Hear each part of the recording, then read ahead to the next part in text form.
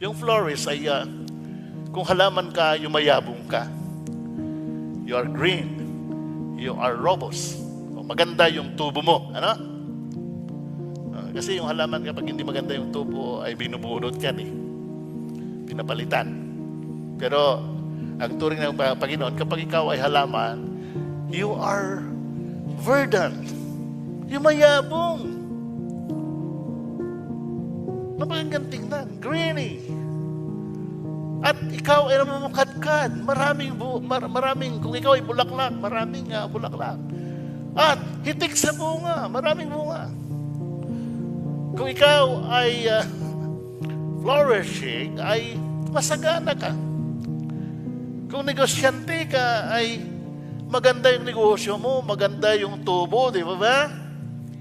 Kung ikaw ay professional, ay you are excellent in your profession.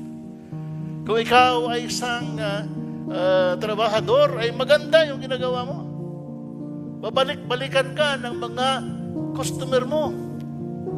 Di ba? Oo. Na talagang hahanap-hanapin ka. You flourish. Kahit na sabihin mo na hindi maganda yung kapanahunan, pero ang hinahanap lagi ng tao, yung excelente, yung kanyang ginagawa. Kaya, unang-una, na-flourish. Ibig sabihin ay nalarangan na tayo po ay mamukadkad, tayo po ay magbunga, tayo po ay magtagumpay, tayo po ay magkaroon ng maraming mga tubo sa buhay. Ganan siya.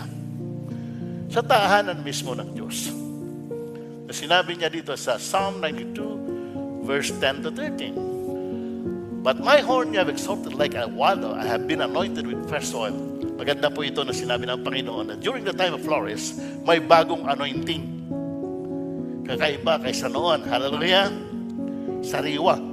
Ito pong fresh oil of anointing, dito lang mo patagpuan. Dito sa awitin na ito. Na may fresh oil for that purpose.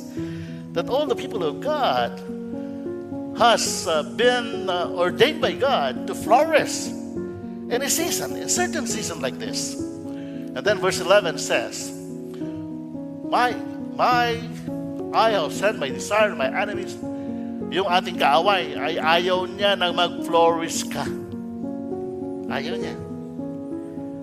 Gusto niya ay manatili ka lang na ganyan, ano? Na ma-enjoy mo yung comfort mo. Kasi may mga Kristiyano na comfortable na sila eh. Sabihin niya, hindi ko parang ganyan. I'm comfortable with my position.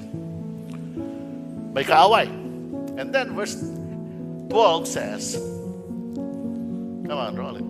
The righteous shall flourish. Yun na tayo. Like a palm tree. Parang niyog na nagbubunga sa lahat ng kapanahunan. In season or off season, nagbubunga po yung niyog. At shall grow like a cedar in Lebanon. Kahoy na pinakamatibay ito. Na ginagamit sa mga muebles or furniture. Napakamahal. It is always exported to many nations by this country of Lebanon.